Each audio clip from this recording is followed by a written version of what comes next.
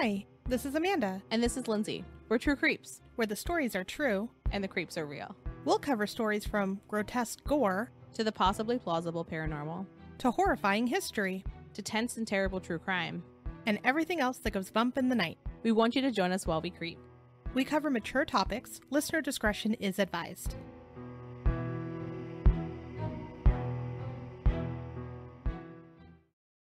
Hey everybody, welcome to our first Stranger Things episode. We're very fucking excited. We are hyped. A few months ago, we had an informal Stranger Things conversation after our outro. And we were like, I think we want to do this more. We think we want to do more Stranger Things because this season was amazing. Yeah, and what it's based off of is terrifying. Yes, and very interesting.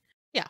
So before we get into that, we are coming up on our second podiversary in the beginning of October, where we were going to have another listener episode. Last year, we said, send us your spooky stories. This year, we're asking for the scariest thing that's happened to you. Yeah. And that can be broadly. We want any story. Also, you have a relative, they're comfortable with you sharing their story, share it with us. We're excited. Mm-hmm.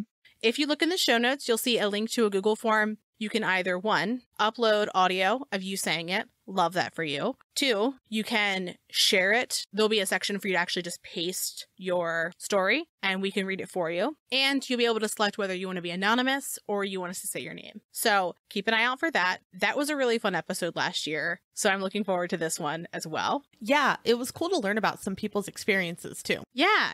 And I mean, I think there's a little bit of like, why do you like spooky things that exist in everyone? And sometimes it's because of the scariest thing that ever happened to you. And sometimes you got to the scariest thing that ever happened to you and you were more prepared because you had taken in just so much horror in your life and scary stuff. Yeah. But either way, I'm super excited. Also, at the end of the episode, we're going to talk about our Patreon. It's been a minute since we brought it up. And Amanda and I love doing True Creeps. It's one of my favorite things about my life generally, but it's also not free to do. So we are pretty committed to bringing the best audio, the best editing that we can do, and making sure that we have actually good information. So we pay for top tier editing software and design software for our merch and our website and all the things, for website hosting, podcast hosting, and for research materials. And one of the ways in which we pay for that is through our Patreon. So we really appreciate all of our patrons that we have. And we also have awesome perks for people who are supporters of the show, which I think they're really cool. And then we kind of do some bonuses in addition to what we formally say we'll do. And, you know, we also have our community on Discord and on Facebook, which are both very fun. But stick around to the end of the episode and we'll talk about that more. Yeah, we try to make it as fun as possible. And then also you're backing the show and you're helping us provide the best show that we can. So we appreciate all of you. Yeah, we really do. So let's get into our episode. Stranger Things. I like that. Stranger Things. It's good, right? Yeah. So I don't know if your entire timeline on every single social media that you have is still Stranger Things. Yes, it is. But mine is, for the most part. And I don't listen to the radio often, but my son needs it on the way to school and on the way home. He needs his Post Malone. Yeah, he needs his Post Malone one. But also, every single time I'm in the car now, Kate Bush is playing, and it's absolutely hilarious because she hasn't made music in a while from what I understand. And obviously the song in the show is super old. So like, the fact that she's making so much money off of it is amazing. Yeah, we do love that. But also, it's a weird mix when you're hearing Post Malone and then Kate Bush. Yeah, and then like Young Gravy. The name alone makes me laugh. But also, we're going to talk about it nearing the end of the episode. But boy, does Amanda have some things to say about Kate Bush and her music.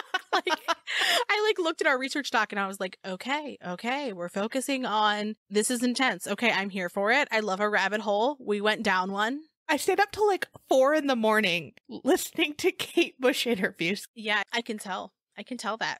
It's a thing. It's a thing that I did so you don't have to. Nothing against Kate Bush. She's fantastic. A treasure, a delight. But she does go off on a lot of tangents. Oh my gosh. Like anybody else, you know? It's me. So if you've heard anything about Stranger Things, you've heard the name the Duffer Brothers with it, right? So the creators of the show are Matt and Russ Duffer. And in several interviews about the show, they've talked about their inspiration for the show. And all of this is very True Creeps. They bring a lot of supernatural elements and science. they have a lot of, you probably know, various government experiments My favorite. that actually happened, right?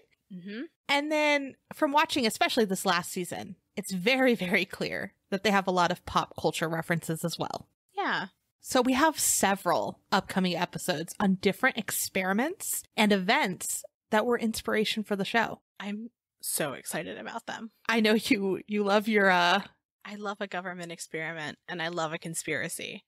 I was going to say your favorite experiment of them all.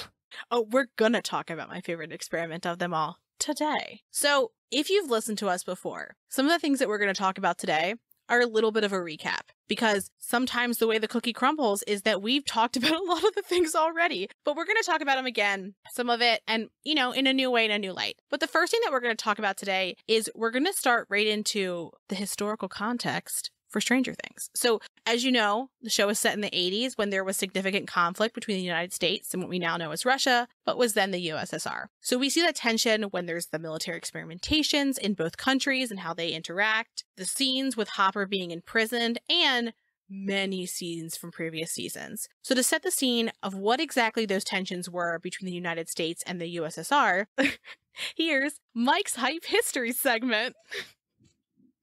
I'm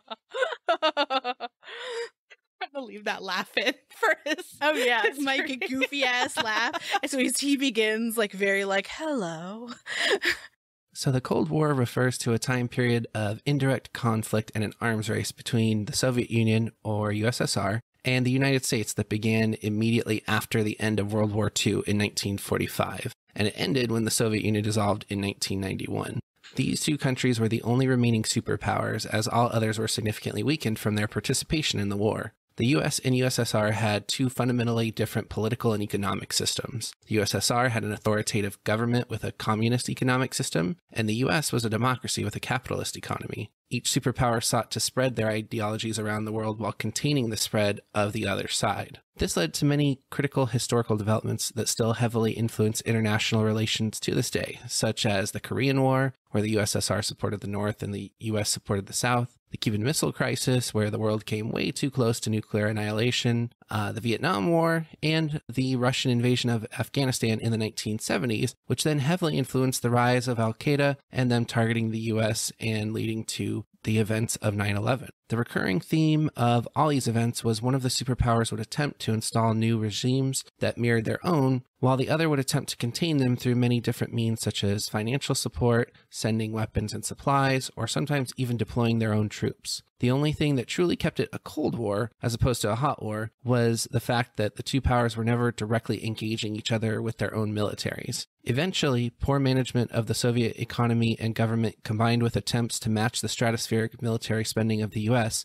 led to the fall of the USSR, which caused a sharp decrease in global tensions and the risk of nuclear war. And I want to say, he said that all in one take. Good for fucking Mike. Often, Amanda and I are saying the same things over and over again. If you've listened before, you know that we put our bloopers often at the end after the credits, so you can hear us not being able to say words. Forgetting how to speak or read or talk. Sometimes both at the same time. Sometimes just noises come out. Like, Yeah. makes no sense. Yeah, he said that all in one take. No problem. Well, good for him. So let's move on from there to government experimentation. And like Lindsay said, we've covered a lot of this, but now looking at it through the context of Stranger Things, it does bring a new light on it. And if you want to listen to the first time we talked about it and other context about these experiments, go to our second episode ever published, the Black Forest episode, which was over 90 episodes ago now. Oh my gosh. I know, right? I was like typing that in and being like, woof, what a minute. That's wild. Well, the first government experiment we're going to talk about is Project Bluebird. And in 1950, the CIA began Project Bluebird, and it was made to study the use of hypnosis for interrogation and as an initial foray into the application of behavior control. And just as a reminder, the CIA is a Central Intelligence Agency. In 1952, Project Bluebird was repackaged to Project Artichoke. Silly fucking name. Yes. And the addition of drugs was added as a variable for the study of mind control and hypnosis. Interesting. Mm-hmm. Many consultants for Project Bluebird and Artichoke were hired on to... I can't look at you when I say this. I know. Okay. They were hired on to begin experimentation under the umbrella project named MK Ultra. Everyone's heard of that one. Yes. Also, this is my favorite thing that we've ever covered on our episode. And it's partially because in doing the research for this section originally, I went through every single document on the CIA's open library. So we're talking hundreds of documents and read every single one to come up with a synthesized description of what it was and what we found. And this is like the cherry on top. I like peaked episode 2. Well, I just want to paint the picture for everyone. So like, as Lindsay's reading this, because I was doing some other research into that episode. Yeah. You know that meme of that guy that has like the maps and the pictures all over the wall? Yeah, I think it's from Always Sunny in Philadelphia. Yes, I don't it watch is. the show, but I think it's from that. Yeah, Yeah, that was Lindsay absolutely. messaging me and be like, do you see this? Do you see this? Have you seen this? This goes with this. That's nice, Lindsay. Well, I mean, it's crazy that that's real, but like she was very hyped about it. And then I was hyped about it. And then we made that wonderful episode. Yeah, it was a time. Oh, and while Amanda was talking, I looked it up. It was over 450 documents that I went through and read like line by line. Some of them were just budget ones, so it wasn't too sexy. But there were some where I was reading it and I was like, the fuck? She was sending me little like screenshots of them. And I'm like, that's not real. That can't be real. What? Yeah. And we'll get into a second, like, that's even just a fraction of the documents. So, as Amanda mentioned, the project name MK Ultra was an umbrella project. So it was like MK Ultra and then lots of little things and lots of different experiments underneath. So it was MK Ultra with lots of experiments that were happening underneath that header, if you will. It was composed of 149 different sub-projects, some of which involved experiments on quote-unquote unwitting participants. And so remember that phrasing, because when people talk about MK Ultra, typically that is the portion that is skeeving everybody out, is the fact that the government was doing testing on people who did not consent to be tested. And so often when you look at how testing on humans works now, a lot of that comes from the fact that you have to have informed consent, where people not only consent, but they know what it means to consent. That we know of. Hopefully, we should be doing that. I don't know. We can put tinfoil hats on and talk about that too. But some of the sub-projects that were under MK Ultra included fields of study like hypnosis, effects of behavioral drugs and alcohol. Are you ready? This is my favorite line to read. Once again, aspects of magician's art useful in covert operations, like sneaking drug-related materials like into someone's drink or into their food so that you could see what it did. And so MK Ultra was conducted from 1953 to 1964. So it was really right on the tail end of when Project Bluebird became Project Artichoke, and then Artichoke wrapped up and it became this, right? Yeah. So there were various experiments that were listed under subgroups. For the most part, it was unclear which subgroups the exact experiments were under, because the CIA destroyed the majority of the documents related to MK Ultra in 1973 at the direction of Dr. Sidney Gottlieb, who also happened to head the project. Interesting. As soon as the person in charge is going, burn this shit, you know nothing good has happened, right? You know something is bad, in my opinion. Yes. So largely what remains after that initial just destruction was financial information, as well as documents discussing the approach of finding and notifying people who had been unwitting participants. So it was more of the fallout of what had happened after. Yeah.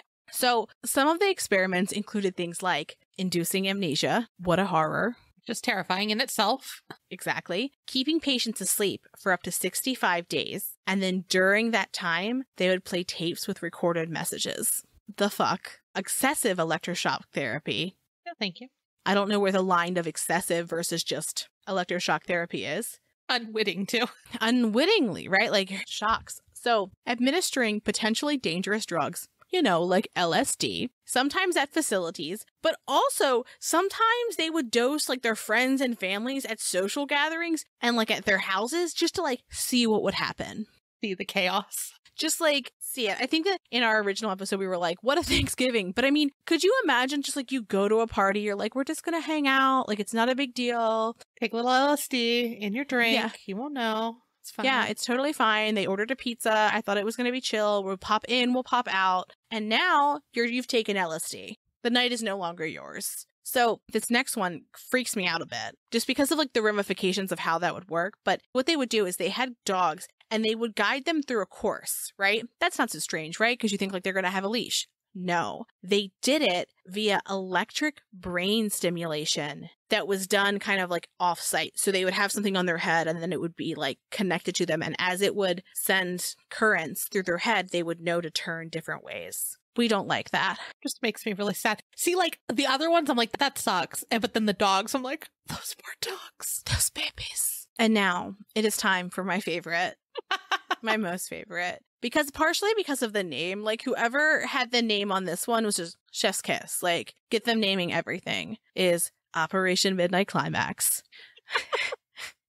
I also have to say it in like a cool way. You know, you can't just be like Operation Midnight Climax. You have to like mean it. So, Operation Midnight Climax. In San Francisco, there was an apartment that was leased by the CIA for the sole purpose of studying behavioral control and sexual behavior. So the government had sex workers that they hired who would dose unwitting clients with LSD. Then there was a CIA agent that was sitting on the other side of a two-way mirror that would watch the sexual interactions and observe. And one of the parts that I didn't include in this outline, but I remember so thoroughly, was that I'm pretty sure he was sitting on like a commode on the other side of the room. Like he was like not just like in a chair. Fucking bizarre. It's horrific. Like, it's really, really just horrific on all ends, but it's just, you can't say that name without smiling and laughing.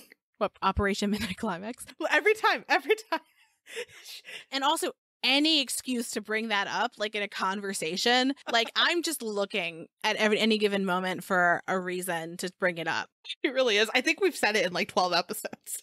Minimum. I want to add merch to our store that's just a pillow that says Operation Midnight Climax. No context, nothing else. Just like in like a real deadpan, boring font, just Operation Midnight Climax. Like a CIA form. Yes. Well, maybe like the typewriter forms, because I read so many typewritten pages. Yeah. She'll go from like default face to just big smile. Operation Midnight Climax. My whole face lights up. Again, horrific, but stupid name. But also, I think it's so interesting to talk about because I don't think it's strange to think that intelligence agencies might want to see how they can influence and manipulate people when there's sex involved or when there's drugs involved. But you can't just drug people. I mean, you can, they did, but you shouldn't. You shouldn't just drug people. But also the other part of that is that, like, the people that were paying for the sex and that interaction were also not consenting to be watched, right? Like, no, none of this. That's just fucking weird to me.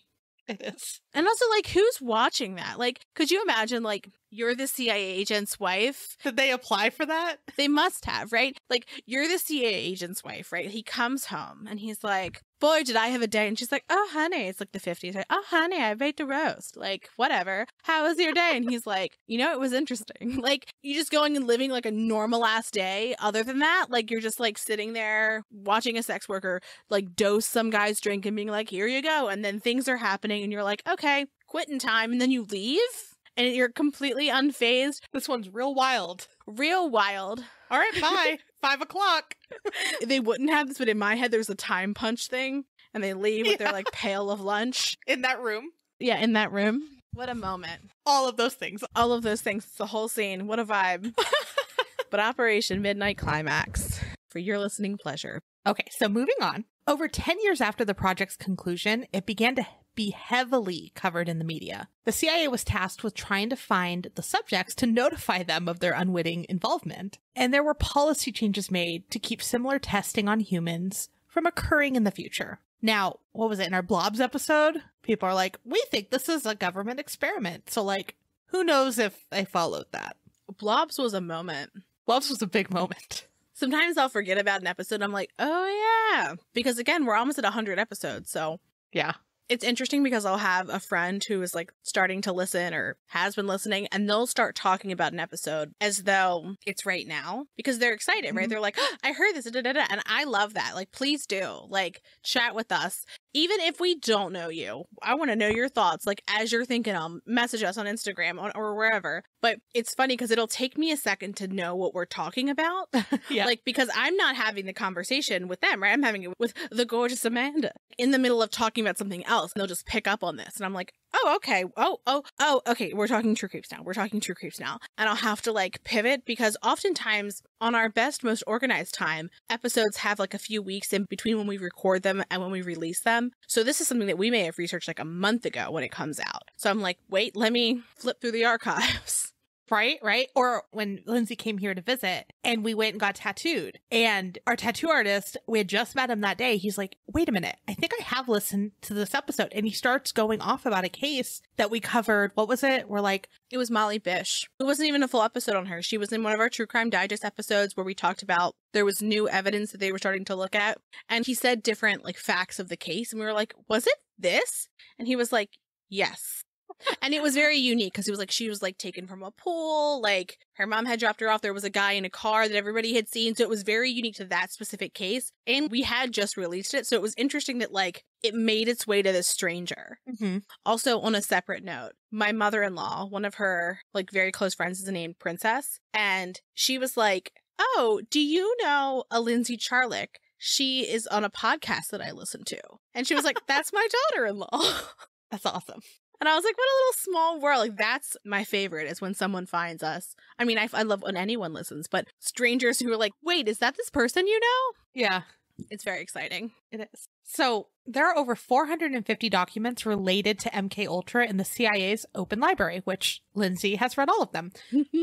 And the vast majority are tied to the aftermath of hearings before the Senate, the search for unwitting participants, Freedom of Information Act requests, and now article clippings. So it's interesting that MK Ultra specifically is one of the inspirations for the show. And that really makes me wonder how everything is going to wrap up and if we are going to see some type of mind control. Especially because in this season, look, there was a lot of marijuana references. Love that for them. It was hilarious. I loved Argyle. But it was the first time in which we really talked about drugs. And I would find it not altogether surprising if there was at least the consideration of Eleven using some different type of like mind-altering drugs to expand her power. And I wonder if that's where we're headed. Maybe. Could be. Anything's possible. Anything is possible. And with this next part we're going to talk about, I want to start with, there is a lot of, from this point on especially, spoiler warnings. If you haven't seen this last season, you may want to watch the season first because we're going to talk about specific characters and things that happen to that character. Absolutely. So a big influential part of this last season was Satanic Panic. And we brought it up a couple times now, but we're going to dive into it again. So what I think is really interesting about the Satanic Panic, as we call it, is it's basically like this moral concern where everybody was freaked out about this one thing happening. And it was that there was going to be satanic rituals that were happening that were hurting people. And we saw that in this season, right? When Jason was in front of like the town hall, he had his microphone. Mm-hmm. It was very clear that he was very convincing. And he basically riled everyone up and was like, this is exactly what happens. And so he had this narrative that there was satanic activity. And that was why what had happened in their town had happened. And when the Satanic Panic really was happening, what people thought was happening was they thought that it was satanic ritual abuse. It's also called SRA. And so that's really what was riling everybody up, was they were like, this is happening and here's what it is. And we'll get into more about it. But if you haven't listened to our Satanic Panic episode, we really frame it in that. And I think, again, one of my favorite episodes, because we really take the time to dissect what the Satanic Panic was and how it worked. We're going to talk about it today too. But if you want in depth, that's where to go. Right. So there were a bunch of different researchers that researched SRA, or satanic ritual abuse, and they summarized the typical claims that were involved by the claim makers during Satanic Panic. So some of the typical claims were there were organizations that perpetrate crimes against children in service of Satan. There were conspiratorial networks. Some suggest that there were intergenerational families that have a practice of this. The sexual abuse and torture was supposedly done to reprogram good children to become evil and to brainwash them into worshiping Satan. They were also sacrificing infants who were bred for this purpose, and then parts of those infants were eaten. Other claims were they were kidnapping kids who ran away so that they could be sacrificed. They were murdering indigent people, and they were also engaging in human trafficking, the sale of drugs, and child pornography. These behaviors are able to be kept quiet because Satanists are well connected, and even at the high levels, they were able to just organize all of this. Pretty lofty claims. This is big claims. Big claims. Wild that anybody thinks that that's happening. And I think that there's terrible things happening in our world. I just don't think it's those. At least if they're being done, I don't think they're being done All by the same organization. Yeah, all by the same organization. And I mean, this to me really sounds just like modern day QAnon. So when I hear all of these claims, right, they sound so far out there. Like, it's a hard thing to get to these beliefs. I can understand being scared that like something would happen to your kid if like XYZ, right? But this was really happening during a time when kids, I don't think, were supervised the way they are now.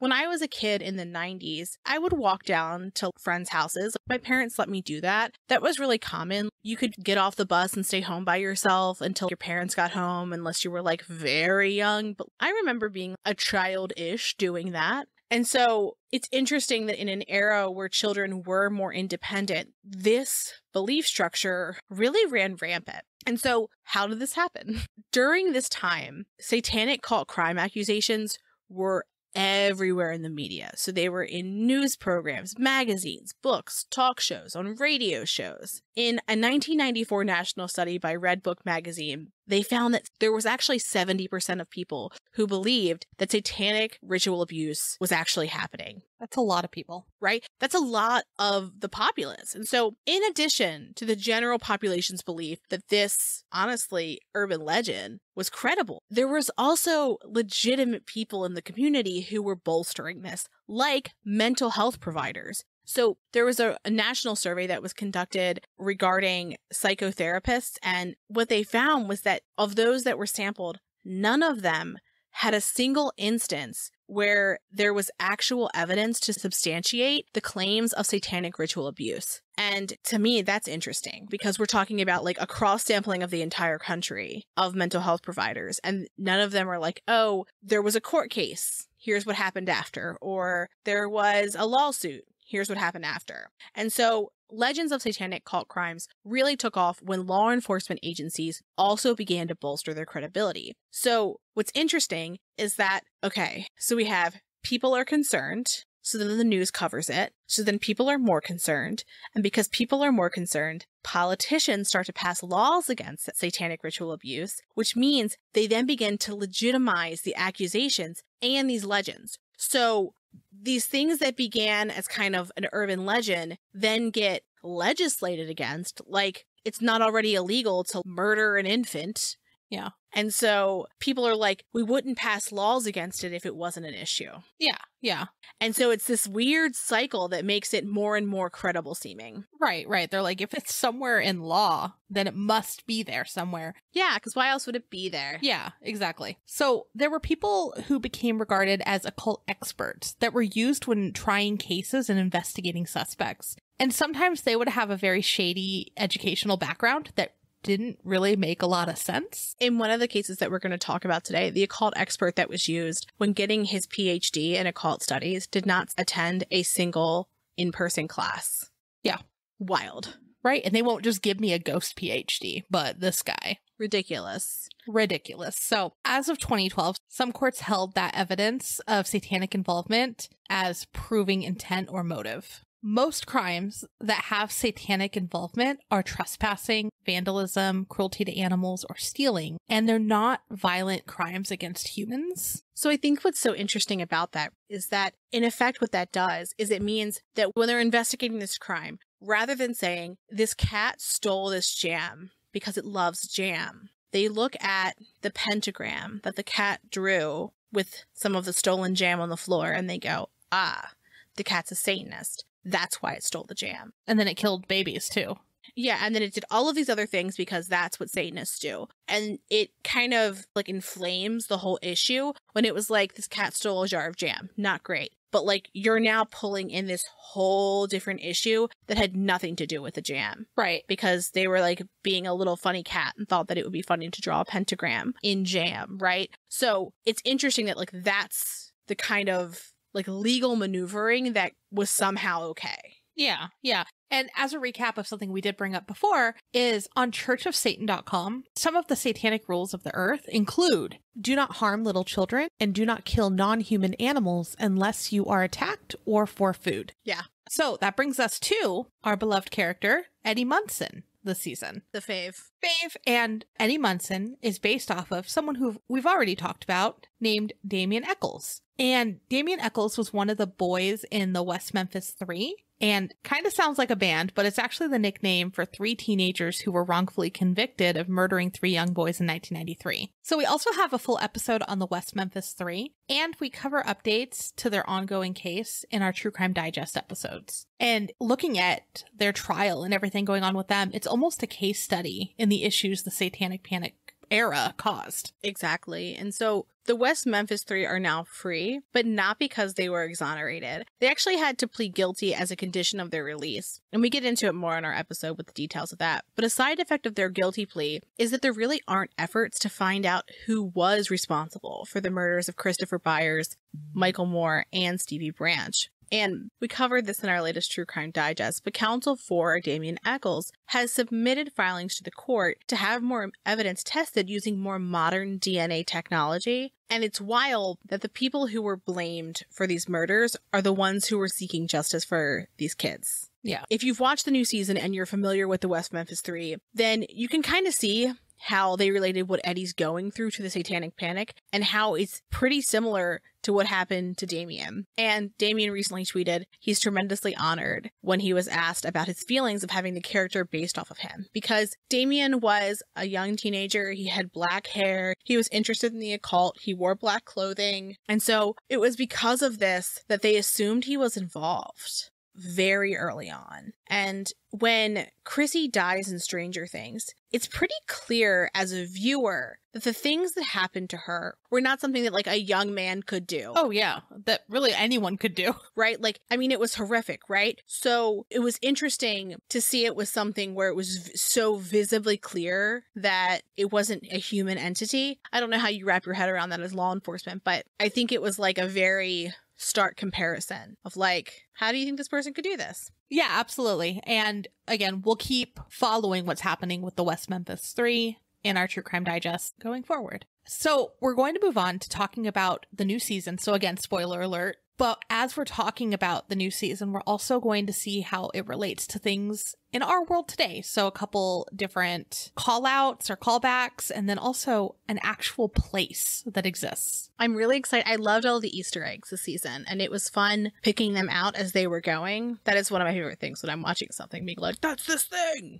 Oh, yeah, for sure. So something that came up recently, I don't know if you saw parts of the interview, but Millie Bobby Brown was talking about how she wanted more folks to be killed off. Yes, I did. I thought it was hilarious because she was like, the cast photos are just simply too large. I love that. I was like kind of sad that she was just like, yeah, just kill them off. And I'm like, don't you like working with all these people? I feel like they always have so many different interviews and stuff where they truly do look like good friends. Yeah. She was like, kill me off. I don't care. Do what you must. She's like, okay. No. I still see her as like 7, so. Yeah, I understand. Which also, interesting, I thought that was a CGI'd version of her. I did not realize that that was another little girl who she directed to help her perform Millie's mannerisms. That was wild to me. Yeah, that was. So talking about a couple of the Easter eggs, and this isn't all of them. There's so many more, but just the ones that we caught. And also the ones that we liked the most. The ones that we liked the most. Yeah, I keep seeing people posting about how it's so similar to scenes in Star Wars too. And I was like, I can't sit through Star Wars, so I have no idea. I love Star Wars, but I don't really see it. I'll send you a video later. There's a bunch of like this and this, and I'm just like, who's that? Who's that? Yeah. So this is one of my favorite ones because I feel like I love Steve more and more throughout each season. And so when he says he wants 6 little nuggets when he's talking to Nancy, it's interesting because when he's watching the kids, he is often watching 6 of them. I also keep seeing memes about like a hardworking single mother, and it's always him. And I think it's the funniest thing. Like, it always brings a smile to my face. Yeah, that is cute. I didn't catch that one, that there were 6 of them. That is cute. Yeah. So one thing I did notice was the vials of the Demogorgons this season look just like Alien. Yes. Yes. Which Winona Ryder is in. Mm-hmm. Yep. In that scene. So like it kind of mirrors it. I like that. Yeah. My favorite part this season, as stupid as it is the Michael Myers mask coming back when Eddie's like running around with it on. Like, this won't cause anyone to see that I'm here. Yeah. This is not suspicious at all. I'll wear a murderer's mask. Right. And like, it's a callback because Max wore it in the Halloween episode. It was the last season or season before. Yeah, because they were all Ghostbusters, and then she had a Michael Myers mask on. I was like, I love this for you. Yes. Another one that I caught was the Molly Ringwald callbacks with Robin's crush. Yeah. And I was like, oh my gosh, she's like going for Molly Ringwald. And that's so cute because, like, obviously that era was the era of Molly Ringwald. And yeah, like, she wore similar outfits, the hat, and then the hair. And later, after I was watching a couple like interviews and stuff, and they were like, yeah, we needed to find the hair, the Molly Ringwald hair. Yeah. Well, and I didn't realize this, but Maya Hawke is Uma Thurman and Ethan Hawke's daughter. Yeah. Which now looking at her, I'm like, yes, you are a complete mixture of the two humans, but I didn't realize that before. Oh, really? Yeah. I mean, her face, I was like, why do I know her face? And I think it was the first time she was in Stranger Things. And I'm like, that's why I know her face. She looks identical to her mother. Yes. So another reference that we noticed was the snowball scene with Max when she's in her memories. And there was the It callback to the exploding blood balloons. Yeah, and so the reference that I immediately thought of was formal event plus blood equals Carrie. And like the reddish hair, she had like a strawberry blonde. That's what my brain was like, Carrie. Yeah, of course. And so Vecna, which fascinating, brilliant, love him. I love Cancun Vecna. Oh my gosh, Cancun Vecna, Amanda's favorite. Victor Creel, who, if you haven't watched, I'm sorry, was Vecna's father, was Freddy Krueger. Mm-hmm. Which... chef's kiss. But it's interesting that he's Nightmare Crashing, which is inspired by Freddy Krueger and the Nightmare on Elm Street franchise. So I love that it's like father, like son kind of. And even if you look at like the way he was designed in colors, it's kind of Freddy Krueger-y. Oh, yeah. Yeah. You get that vibe, like just from his face. Oh, yeah. And also preying on fears. It's Pennywise again, but his look was actually inspired by Pinhead from Hellraiser and the Night King from Game of Thrones. And if you think of the texture on him, that's what makes me think of the two as kind of together. Different color aesthetic, but just like the texture. Yeah. So this next part is my favorite part of all of this, is that talking of Victor Creel, where we meet Victor Creel is Pennhurst. And the inside of Pennhurst that we see was influenced by Silence of the Lambs, One Flew Over the Cuckoo's Nest, and Shutter Island. And specifically, Victor Creel's cell very much looks like where Dr. Hannibal Lecter meets Clarice for the first time in Silence of the Lambs. Oh, you're right. It is. And also, I just need everyone to know that I recently stayed at Buffalo Bill's house where the scenes were shot, and we watched Silence of the Lambs there, and it was chef's kiss, an amazing time. I hope they had it like ready to be watched, right? Well, no, they just had like the DVD. They had like hundreds of DVDs there. And like, but what they did have was like when you walked into the basement, the music would turn on from the scene where he's dancing. And then you see like his like little room and there's like lights on and stuff. It was a neat thing. But so Pennhurst is a real place. And originally it was called Pennsylvania State for the Feeble-Minded and Epileptic. Problematic. Okay. Yeah. It opened in 1908, and it was originally intended to be a facility for people with mental illnesses and people with disabilities, and it was renamed Pennhurst in 1913. By the 1960s, it housed almost 2,800 patients, which is a lot of people just generally. Yeah. But at that number, it was over 1,000 patients over capacity. That's scary in itself. Like, can you imagine that's that many people and that many over? Yes, that's an incredible amount. And so we're going to talk pretty much about how fucking terrible it was. So there was an investigation into the hospital in 1968 by a man named Baldini. And what he said was that Pennhurst was like a zoo, but that zoos treated the animals better. And this is like by 1968 zoo standards, right? Like, well, they cared less about animals than they do today. So given that it was over 1,000 patients over capacity, there was not adequate space for all the people who were there. So some of the things that they found when they were investigating the hospital and later in lawsuits that were filed and from survivor stories is that there was restraints used on patients when there wasn't enough staff to monitor patients. So they didn't have enough people to kind of like watch the floor, so they would just restrain people. Horrific. They would use drugs to control the patients rather than to treat them.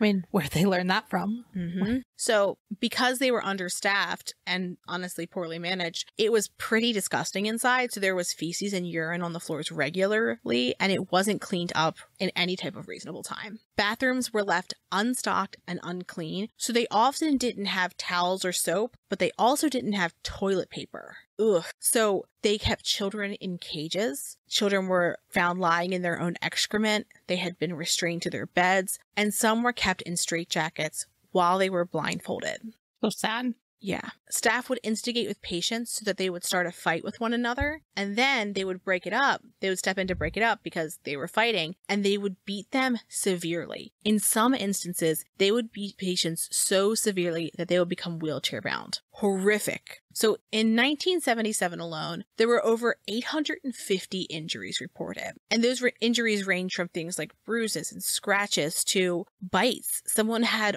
3/4 of their earlobe bitten off. There were large bruises, teeth that had been knocked out, cigarette burns, and black eyes. So it's no surprise that in 1987, Pennhurst was closed and 9 employees were indicted for physical abuse. That still doesn't seem like enough. It doesn't seem like enough at all. But it doesn't seem as though everyone who was associated with that hospital was terrible. I read some instances where there were people who worked at the hospital who would come in on holidays so that they could celebrate it with patients who had been abandoned by their families. And then also, just as like part of the way in which these hospitals were run at this time, there wasn't housekeeping services on the weekends. So that might be one of the reasons why there was like feces and urine everywhere. And there were employees who would volunteer to come in and take care of patients because the state wasn't paying for these services. Oh, wow. Which it's heartbreaking. Just going off of like the experiments too, and like obviously the abuse, it kind of reminds me of Briarcliff. I don't think it was based off of it, but American Horror Story season Asylum, Yeah. makes me think of it. That was a painful season to watch. A very good season, but it was painful.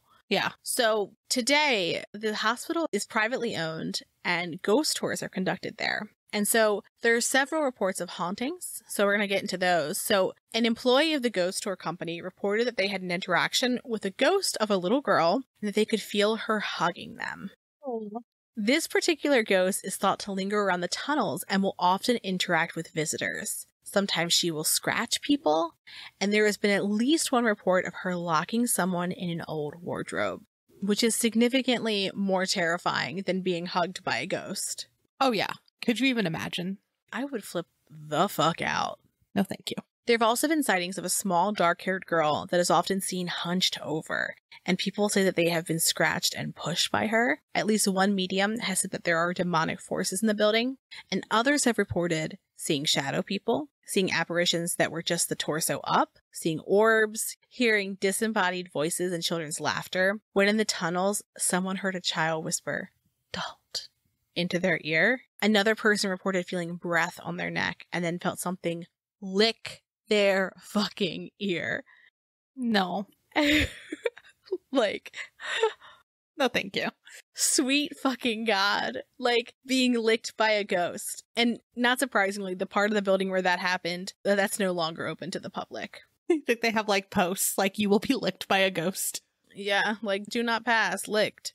So, the families of the people who were killed or abused in Pennhurst really wanted the building made into a museum or memorial for the patients of Pennhurst, and they're pretty pissed off at the fact that it's a haunted attraction where you can book tours, which feels pretty reasonable. Is they're basically like profiting off of the darkness that like their family suffered from. Yeah. So, moving away from Pennhurst and getting back to the show itself, when Lucas asked Max to go to the movies with him, and she agreed, I think everyone had a bad feeling in their stomach, right? Yeah, it was really sad. Yeah, like, Ben and I looked at each other and we were like, someone's gonna die. One of them's gonna die. Yeah. I wasn't sure. I was like, one of them will, but I was like, will it be her? Or like, it would totally make sense that he finally like got his chance again and then.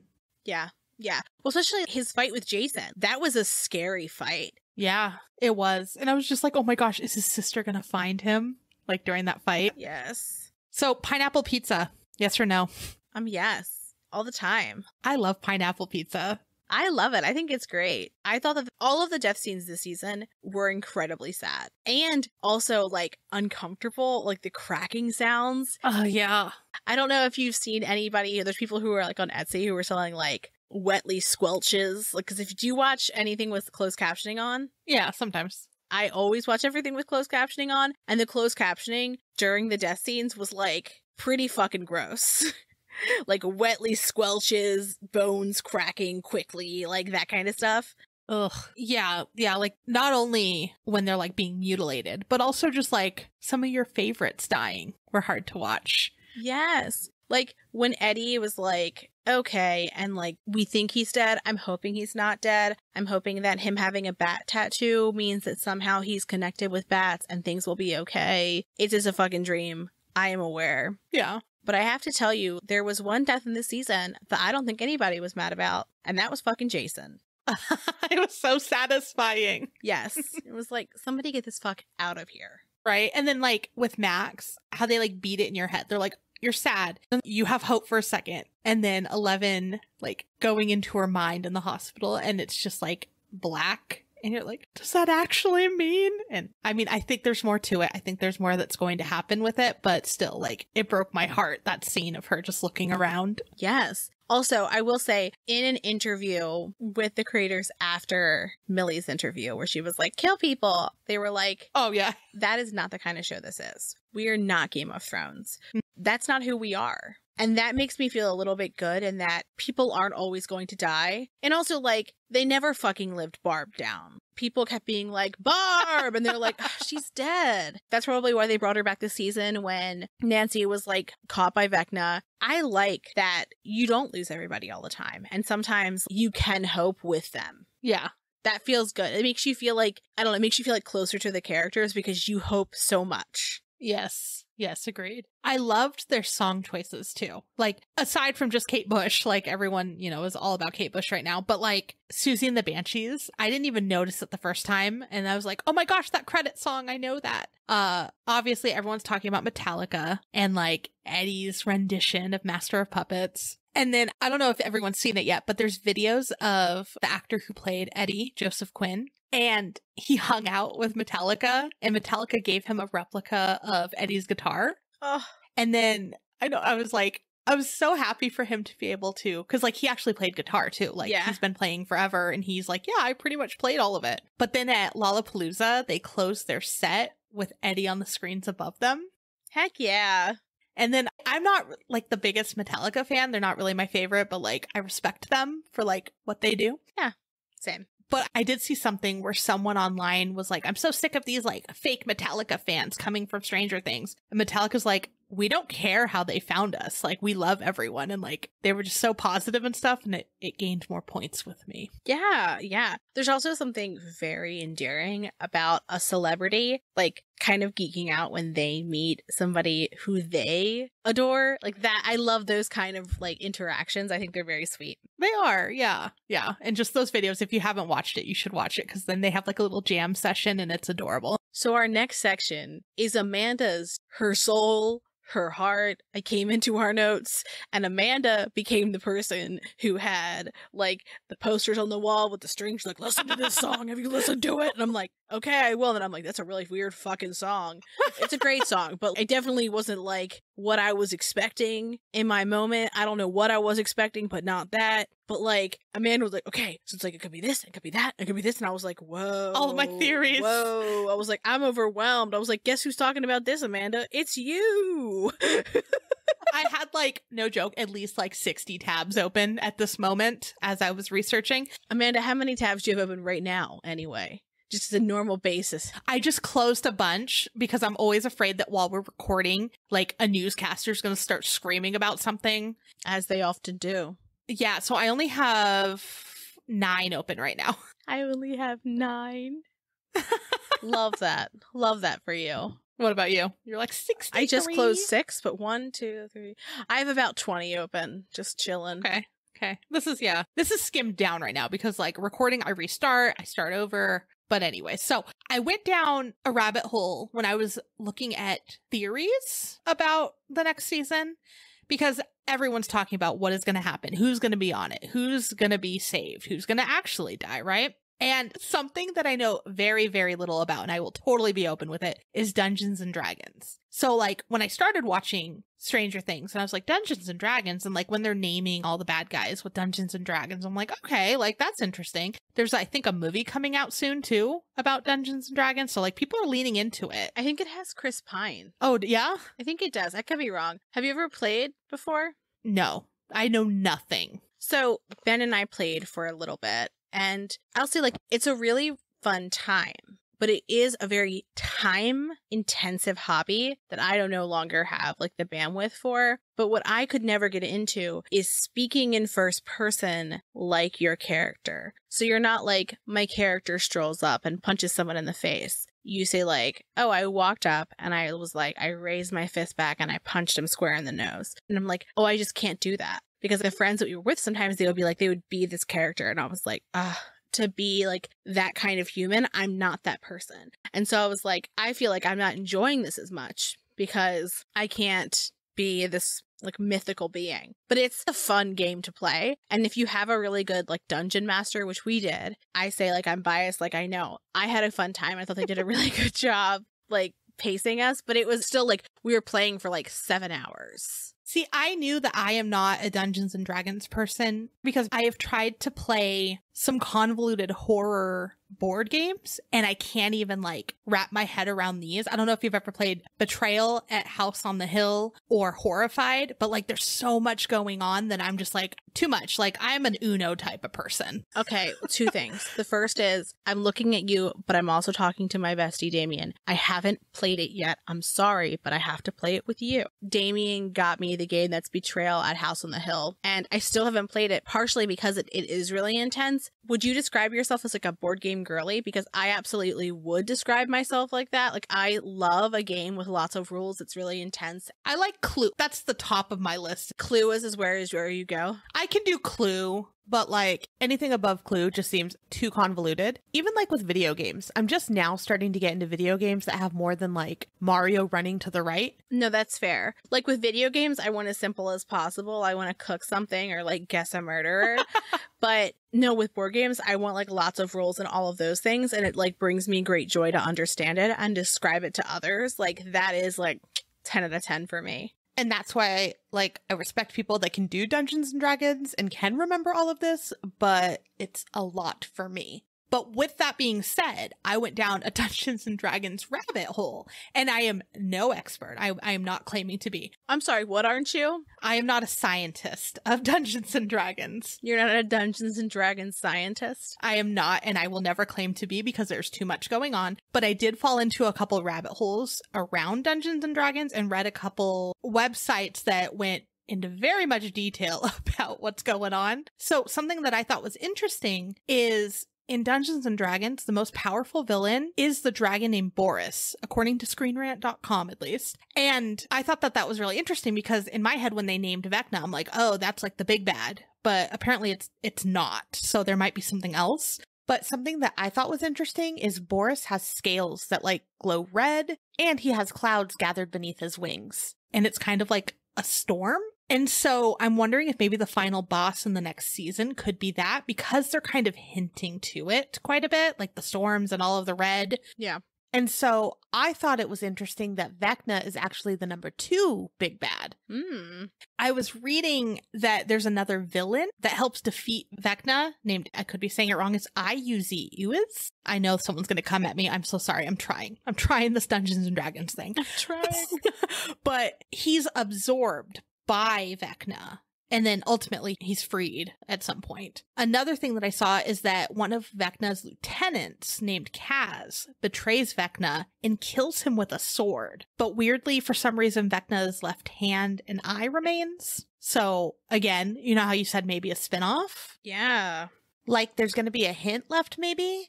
And again, this is just going off of what happens in Dungeons and Dragons. I don't know how far the Duffer Brothers are going to take this. But speaking of the Red Dragon, the end of the last season has like that red lightning and the haze. And then also that painting that Will gives to Mike is a red dragon. And then another tangent that I was like, this seems weird. You know, speaking of Will, there's a lot of parallels with Will to Vecna/Henry, you know, depending on the time frame you're looking at. Like they both draw the mind flare. And I believe, right, like they're clearly hinting that they're connected somehow. This is not related to this conversation, but it is related to Will and Mike. If your best friend was seated next to you and turns their head and begins to sob, do you think you might notice? I feel like you would, but Mike seems like he's kind of like aloof a lot, right? Yeah, but there's not like, it's not like he could be on his phone. Like he's sitting in this van with his like sobbing friend. 2 stoners in the front. I mean, he's a quiet sobber. You can only be so quiet. I mean, yeah. Also, his haircut actively made me angry. I don't even need to say which I'm talking about. You know. Everyone was like, what is his haircut? Why'd you do this to him? Have you seen any of the interviews with him where he's like, I don't know why they won't give me new hair? Yeah, I mean, it is the same hair from when he was a kid, but like, don't do him like that. He doesn't deserve that. I also did see confirmation from the actor that plays him, I believe his name's Noah, that Will is in love with Mike. And I'm glad that they like officially said it, because I was like, are they going to do this thing where it's like, it's actually 11, but this whole time we thought it was Mike? Because that would be very annoying. But anywho, let's get back to Amanda's rabbit holes. My rabbit hole. So remember when I said I stayed up forever.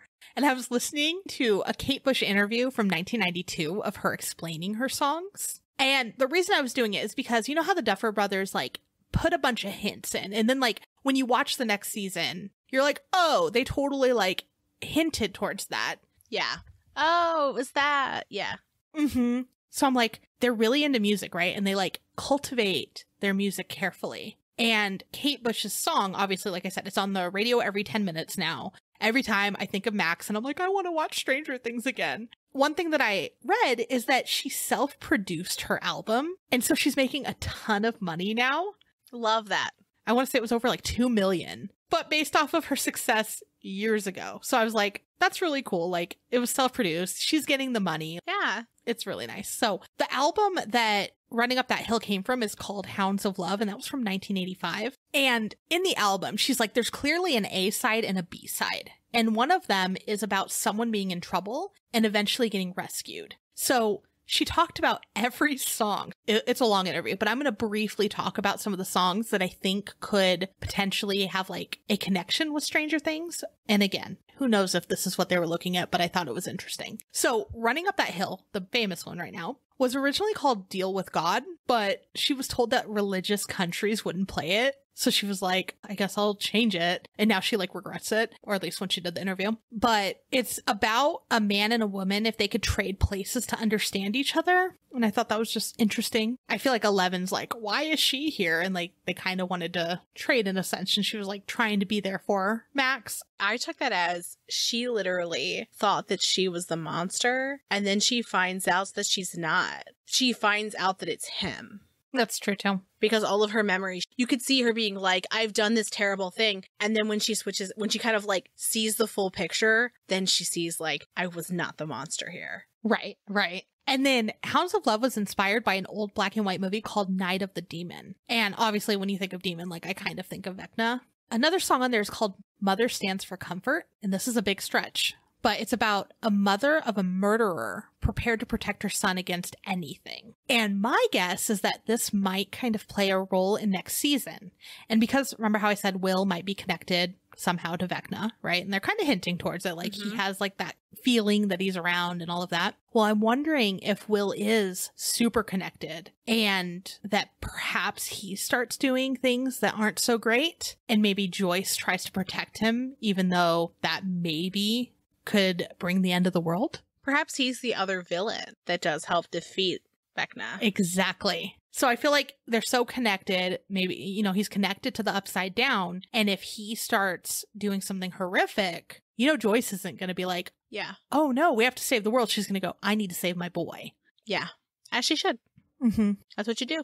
So another one is Cloud Busting. This one, again, is a little bit of a stretch, but it's inspired by a book by Peter Reich, and it's about his view of his father through the eyes of a child, like when he was a kid. And the father's work was controversial, and he was arrested and died in prison. And I'm almost like, oh, maybe this is Papa's work. Like, his work was interesting, and he was trying a bunch of weird things, and he was like doing bad things at the same time, but like it was controversial. So maybe. Another one is And Dream of Sheep. This one's, again, a little weird, but it's about being in water alone with a life jacket and a little light. And it's like a story again. They're left alone to their imagination, and they're trying not to fall asleep, because if they fall asleep, they could roll over and drown. And so in the song, it says something like, little light will guide them to me. And I almost feel like this is Max in a way, when she's talking about being in the light and staying in the light, and then Eleven's able to find her. It also makes me think of the perspective of when 11 enters into her astral projection. It's typically dark with like a light in the distance, so it's like a little light. Yeah. Another one is called Under Ice. And at the end of the song, she said it was something about being like in a frozen river, and they're kind of seeing themselves and they're freaking out, but visitors come to wake them up and bring them out of this dream state. And I think it's like the wake up part starts at the next song, which is Waking the Witch. It reminds me of a couple of things. It reminds me of them being able to wake everyone up from like their weird dream states, right? But then when they're saying wake up at the beginning of Waking the Witch, it reminds me of Eddie first, right? Yeah, like trying to get Chrissy to wake up. You hear that song now. But also, it legitimately sounds like his voice in the song, too. It kind of does, yeah. It does. To me, a lot. This is, I think, my favorite song from the album. It's really weird. Yeah. I would say it's really unique. Yeah, it is. It is, but in like a good way. I like weird stuff. Yeah. So like I like it a lot. But it starts out with people saying in different voices, wake up. And I guess, remember, this is self-produced. It's like people that she knew. I think she said like her dad is one of them. Huh. That says wake up in the song. And the song is about a woman being persecuted by a witch hunter, and the jury pushes her underwater to see if she sinks or floats. And they do this even though she's done nothing wrong. And it kind of reminded me of Eddie, like how they're persecuting him even though he really didn't do anything. It also reminds me of them hunting 11 and acting as though she did this even though she wasn't even in the state. Yeah, she's innocent. The song also has, I made Lindsay stop what she was doing. I'm like, you have to listen to the song. But the song has a demon voice and like a clock in the background. Mm-hmm. And the demon sounds like Vecna. If you listen to this song not knowing that it had nothing to do with Stranger Things, you would think it had to do something with Stranger Things if you listen to it now. Yes. Yes. I think it's also a hint that Max could wake up. At least that's my hope. Yeah. I also, this is again another hope of mine, is that they use this song during like the final battle of season 5, because I think it could totally make sense. Or the beginning of season 5. Yeah, I just want it in season 5, so make that happen. And then, I mean, there are several other songs. I think that if you really want to stretch it, you can relate them to Stranger Things. One of them kind of sounds like the Upside Down to me. The other one is basically like their future self telling them don't give up and to stay alive, because if they don't stay alive, then obviously their future self doesn't exist. And I think they're hinting that there might be some sort of time travel that'll be happening, obviously, because like the Upside Down is a few years before. Mm-hmm. So I'm wondering if that could come up at some point in the next season. And then remember how I said it's a story. Her last song is about being rescued. And again, I'm hoping that refers to Max or, Eddie maybe. Yeah. Yeah. So just interesting. I think that everyone should listen to her album now. Absolutely. And so as we continue on with our Stranger Things inspiration episodes, we're going to talk about some of the things that we've talked about today in terms of maybe this will be in next season. A notable example would be time travel. The government conspiracy/experiments the Duffer Brothers have brought up, some of them include time travel, and some of them include things that we haven't seen yet, and notably transformations in characters. And so I'm really excited to talk about them. I think these are going to be really fun episodes. They're not going to be as chock full of Stranger Things references. They really are going to be more about the underlying experiment or event. Yeah. But we'll mention it during it, and I'll probably have it in the episode titles just so it's easier to find. But they will be more, let's talk about this thing rather than let's talk about Easter eggs and stuff like that. So just so if you're taking a listen to that, you don't expect, this is going to be a Stranger Things episode. It's going to be what inspired Stranger Things. Yes. Yes. And when we started the research for it, it got very exciting because I was like, if this is what inspired them, we are in for a surprise. Yes. Yes, same. Like, one heck of a surprise. And I'm really excited. And this was a really fun episode. I love this one. Yeah. I like talking about our thoughts and like what we took away from something, because everyone's is going to be different. So if you took away something from the new season that we didn't mention, tell us. Like, we'd love to share it and talk about it. Absolutely. And as we promised at the top of the episode, we are going to talk about how you can support the show. If you liked today's episode and it was your first, second, third, or 10th time listening and you haven't left us a review, we would really appreciate that. Reviews help us grow, and that's what we want to do. We want to creep with more people. If you send us a screenshot of your review and your mailing address, we'll send you a sticker as a thank you. Again, we mentioned at the top of the episode that we have a Patreon to pay for the quality that we try to provide. And we're going to talk a little bit about those tiers. The first is our Mittens Patreon tier. And with that, you get access to the Bat Bonfire, which is our Patreon-only Facebook group, and access to our Discord, which I love. That's just $1 a month. Our Dump Ghost is $5 a month, and you get everything in Mittens. Plus, you get a sticker when you join and every year on your Patreon anniversary. At $8, we have our Fire Yeti tier. And if you've listened for a while, you'll know these references. And if you haven't listened for a while, the fun thing is you now get to go find out what these are from. Yes. So in the Fire Yeti, you get everything we talked about before, plus our custom fall card, but only if you join by September 15th. So be sure to do it soon if you do want to get that custom card. And at $25, we have our Vortex Bouncer. So you get everything you've said before, plus you get either a t-shirt or a tote when you join, and for your yearly Patreon anniversary. And I don't think we've actually talked about it on the show since we started it, but we also have a new Patreon tier, which we're hyped about.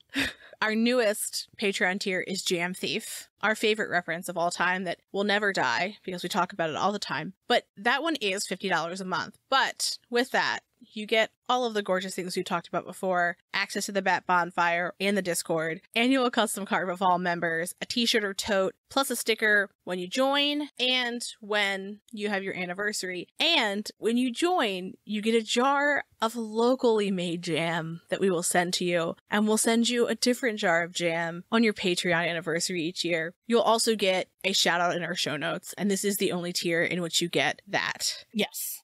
Our show notes are generally filled with good information and fun information, and we don't want to make it too long. So we've talked about like having that cap so it's not too many people. Yes. Just make sure that no one steals your jam. Yeah, because you're the jam thief. You're the jam thief. Also, there are a ton of free ways that you can support the show. You can share us with your friends so they can creep when we post things. Feel free to share it. Interact with us on social media because it pleases the algorithm gods. It does. But we really appreciate our Patreons and any and all support to the show. Yeah. Well, as always, we want to know what you are thinking about this season of Stranger Things. And if you have any guesses for future episodes on what we might cover, because I didn't really know much about what had inspired the show before I went digging for it. I don't know why I hadn't looked at it before. And then I was like, oh. I was like sending Amanda like weird screenshots, and she's like, what are you sending me?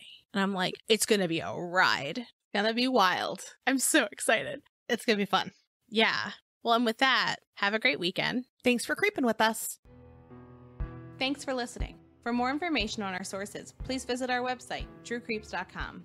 If you'd like to follow us on social media, you can follow us on Instagram at TrueCreepsPod, on Facebook at facebook.com/TrueCreepsPod, and on Twitter at TrueCreeps. We'd love for you to keep creeping with us. So if you like this episode, please subscribe, rate, review, and share the show with your fellow creeps.